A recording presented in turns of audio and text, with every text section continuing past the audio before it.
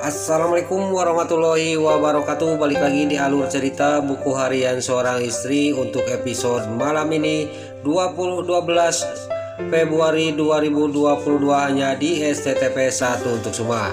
Di episode selanjutnya terlihat Dewa sama Nana sudah mendapatkan bukti yaitu flash di CCTV waktu kejadiannya Pak Arman kecelakaan, dan di sini juga dia pergi dari tempat itu. Lalu Dewa sama Nana sudah pergi. Di sisi lain, anak buahnya si Kayak Tony dia masuk ke toko itu dan dia juga mengancam yang punya toko itu. Apa yang sudah dikasihkan kepada Dewa sama Nana tadi, kata si Kayak Tony. Lalu di sini si Tony juga mengancam yang punya toko, dan punya toko juga dia mengasih tahu kepada si Kayak Tony dan melihatkan CCTV di mana si Nurul tunjuk yaitu si Ken Kelvin yang menyabotase mobilnya Pak Arman.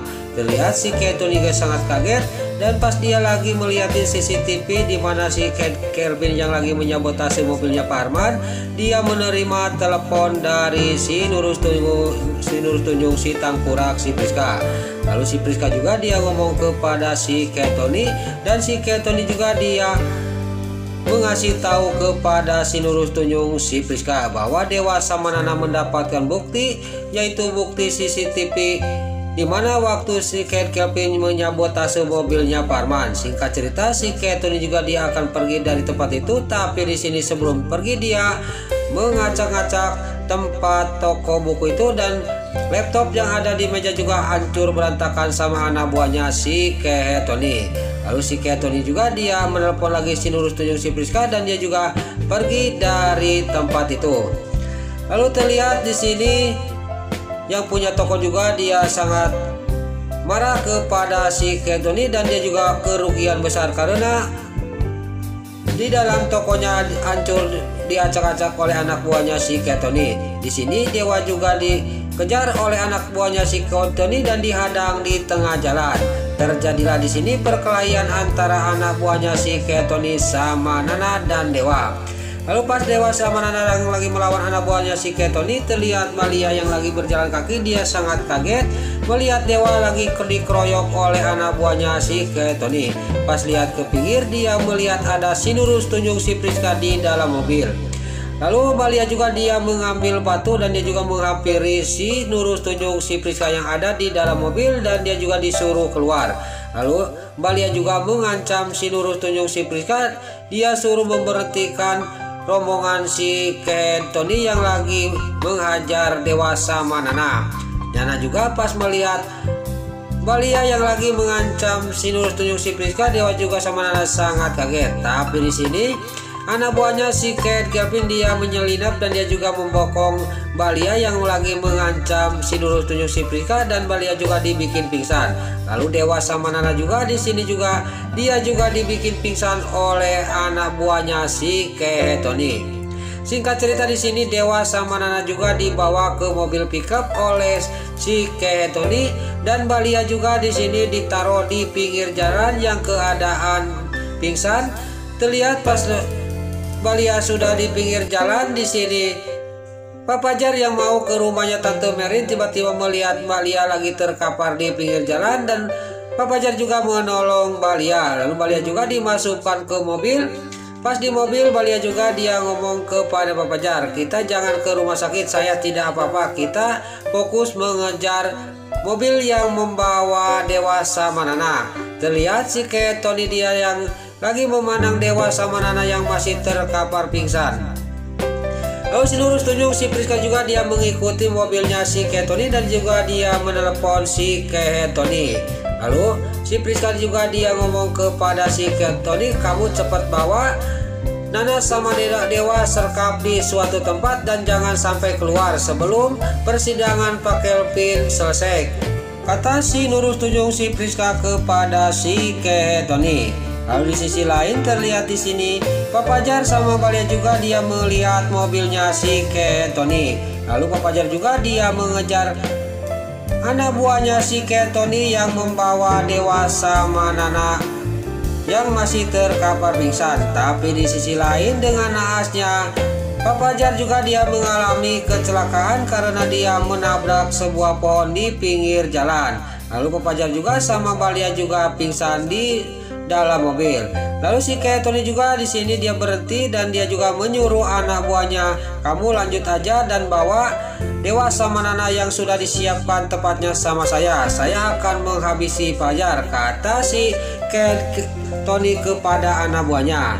Lalu anak buahnya juga dia pergi dari tempat itu dan si Tony dia menghampiri mobilnya Pak Fajar yang kecelakaan itu. Lalu sini Pak Fajar sama Balia juga sudah sadar, tiba-tiba si Tony masuk. Lalu Pak Fajar juga dia akan menolong Balia tapi dia dihajar oleh si Tony. Lalu Pak Fajar juga dia pingsan lagi dan Balia juga di sini ditarik keluar oleh si Tony, akan dibawa ke suatu tempat oleh si Tony. Terlihat Balia juga di sini berontak ingin lepas dari pegangannya si Tony. Lalu di sisi lain di dalam mobil Pak Fajar juga dia sadar lagi dan dia juga langsung keluar dari mobilnya untuk menyelamatkan Balia.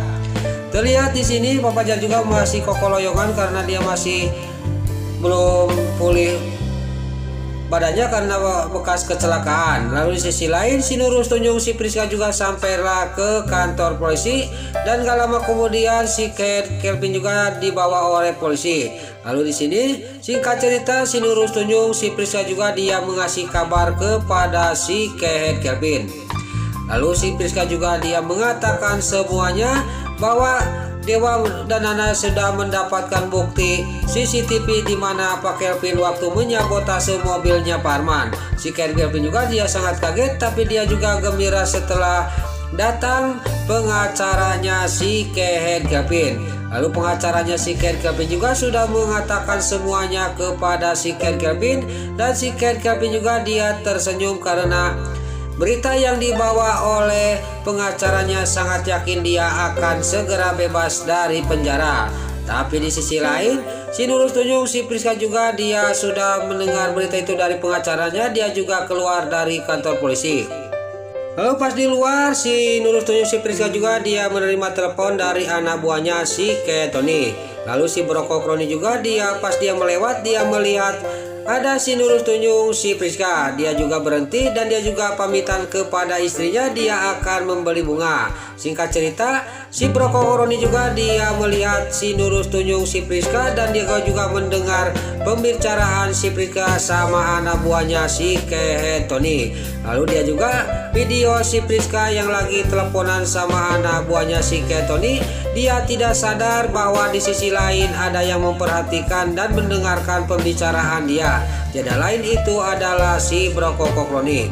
Lalu si Nurul Tunjung si Priska juga dia sudah menerima telepon dari anak buahnya si Tony. Dia juga pergi dari tempat itu akan menuju ke tempat di mana Dewa disekap. Lalu si Broko Kroni juga dia masuk ke mobil dan di sini si Broko Kroni juga dia mengatakan kepada istrinya yaitu si Lipia. Si Lipia juga sangat kaget dan dia juga langsung berangkat untuk menuju di mana Dewa disergap. Terlihat di sisi lain Dewa juga dia pas disergap di suatu tempat dia juga sadar dari pingsannya dan Nana juga dia sadar. Pas sadar dia sangat kaget karena diikat tangan sama kakinya. Lalu terlihat di sini Dewa sama Nana juga dia berusaha ingin melepaskan tali itu. Pas dia menggigit ujung tali sama Nana, di sini kalahkan dia pelong-pelong Dewa sama Nana. Lalu di sisi lain terlihat si Broko Kroni sama si Lipia juga sampailah ke tempat itu dan terlihat si Broko Kroni juga dia jika benar-benar dia mampu melawan preman-preman yang menjaga Dewa sama Nana, dia juga langsung menghampiri preman itu. Tapi dengan naas si Broko Kroni malah dia dihajar oleh preman itu. Gak lama kemudian Lipia juga dia datang menghampiri si Broko Kroni yang lagi dihajar oleh preman itu. Lalu si Lipia juga di sini ngomong kepada si Broko Kroni, kita harus cepat-cepat lapor ke polisi. Tapi dengan naasnya si Broko Kroni juga sama si Lipia juga dibekuk oleh preman anak buahnya si Tony. Lalu di atas di sini Dewa sama Nana juga masih berusaha dia melepaskan tali itu. Dia juga kaget ada anak buahnya si Tony datang ke atas sambil membawa orang. Lalu pas dia kaget pas yang orang yang dimasukkan oleh anak buahnya si Tony itu adalah si Broko Kroni sama si Lipia. Terjadilah di sini Dewa juga cekcok sama si Broko Kroni. Dewa juga sangat marah kepada si Broko Kroni. Singkat cerita di sini si Brokokroni juga sama si Livia juga dia membebaskan dan melepaskan tali yang mengikat Nana sama Dewa. Dilihat Dewa sama Nana dan si Brokokroni dan si Livia juga dia akan berusaha keluar dari tempat itu, akan membawa bukti ke persidangan di mana si Ken Kevin akan disidang besok lusa.